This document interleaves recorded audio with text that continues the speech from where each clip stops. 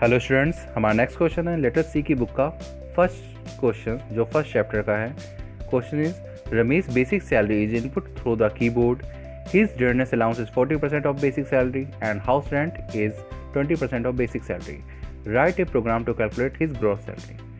तो आपको पता है सैलरी जो है वो पॉइंट्स में हो सकती है, तो इसलिए सारे वेरिएबल्स जो हम डिक्लेयर करेंगे वो फ्लोट का करेंगे।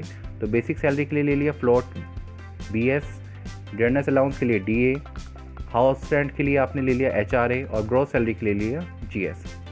बाद में क्लियर स्क्रीन लगा दिया ताकि आउटपुट विंडो आपकी ब्लैंक आए। प्रिंट एफ से आपने स्टार्ट किया, मैसेज दे दिया /n enter the basic salary. अब यूजर बाहर से बेसिक सैलरी को डाल देगा। अब इसका BS में हमने स्कैन करवा लिया वैल्यू कि %F से, क्योंकि फॉर्मेट स्पेसिफायर फ्लोट का होता है %F, डबल क्वेट से बंद कर दिया इसे और M% से BS को हमने स्कैन करवा लिया।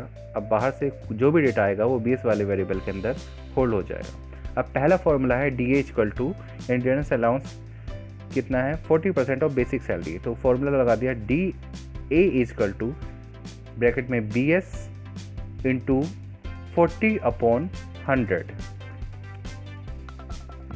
अब लेकिन यहाँ पर क्या होता है, इक्वेशन कई बार लंबी हो जाती है। मान लीजिए उसकी सैलरी आपकी 40,000 या 50,000 है, तो पहले 40 से मल्टीप्लाई होने के बाद इक्वेशन बहुत लेंथी हो जाएगी, तो वेरिएबल के अंदर गार्बेज वैल्यू साइन हो सकती है। तो यहाँ पर हम एक 0 से 0 कट कर देंगे, तो फॉर्मूला रह जाएगा BS इंटू 4/10। तो ये मैथ का सिंपल फॉर्मूला भी है, इससे कोई फ़र्क नहीं पड़ेगा।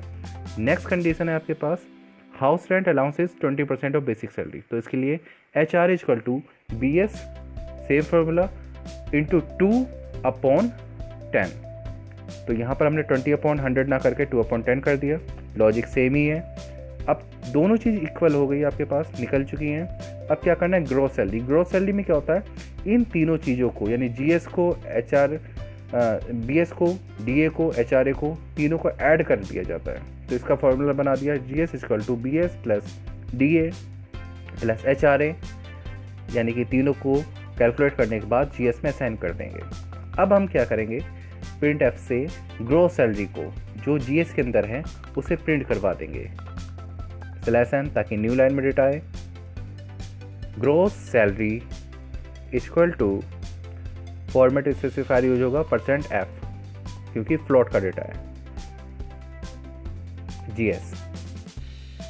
आपने इसे बंद कर दिया, स्टेटमेंट टर्मिनेटर लगा दिया, गेट CSF क्लोज कर दिया ताकि आउटपुट विंडो पर डेटा होल्ड रहे, और करी बेसिस से बंद कर दिया। फाइल को हमने सेव कर दिया, यस दबा दीजिए।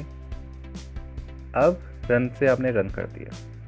सैलरी आपने डाल दी, सपोज कीजिए 1000 रुपीज़। एंटर दबाती ग्रॉस सैलरी आ गई 1600, यानी कि आपकी DA हो गया 40% के हिसाब से 400, HRA हो गया आपके पास 200, तो दोनों को जोड़ के हो जाएगा आपके पास 600, और बेसिक सैलरी है 1000, तो तीनों का आंसर आपके पास आ गया 1600। दोबारा देख लीजिए, हमने इस बार क्या किया, फॉर्मेट स्पेसिफायर F के बीच में 0.2 लगा दिया ताकि पॉइंट के बाद की 2 डिजिट ही डिस्प्ले हो, बाकी के 6 जीरो ना डिस्प्ले हो। अब हम करेंगे सारे वेरिएबल की वैल्यू को प्रिंट करवाना, क्योंकि इससे हमारा क्वेश्चन और क्लियर हो जाएगा। हमें ये भी पता रहेगा कि DA के अंदर कितना गया, HRA के अंदर कितना गया, ताकि आपको समझने में आसानी रहे। और ये गुड प्रोग्रामर की पहचान भी है कि हर डेटा को जो प्रोसेस हो रहा है उसे डिस्प्ले किया जाए। तो हमने प्रिंट एफ को पहली स्टेटमेंट को ही कॉपी कर लिया एडिट मेनू में जाकर, या कंट्रोल इंसर्ट से और शिफ्ट इंसर्ट से कॉपी पेस्ट कर लीजिए, इसी में चेंज कर देंगे। पहला आप प्रिंट कराएंगे बेसिक सैलरी कितनी है, तो आपने BS को प्रिंट करा दिया फॉर्मेट स्पेसिफायर F से। दूसरा आपने प्रिंट करवा दिया DA को, यानी कि पूरा नाम लिख दीजिए इसमें, डियरनेस अलाउंस। वेरिएबल का नाम है DA। इस तरह से आपने पूरी स्टेटमेंट प्रिंट करा दी। अब हम नेक्स्ट स्टेटमेंट को प्रिंट कराएंगे, जो बची आपकी HRA, यानी कि हाउस रेंट अलाउंस। पेस्ट कर दीजिए, नाम चेंज कर दीजिए इसी को, डिलीट की से हमने इरेज कर दिया, हाउस रेंट अलाउंस।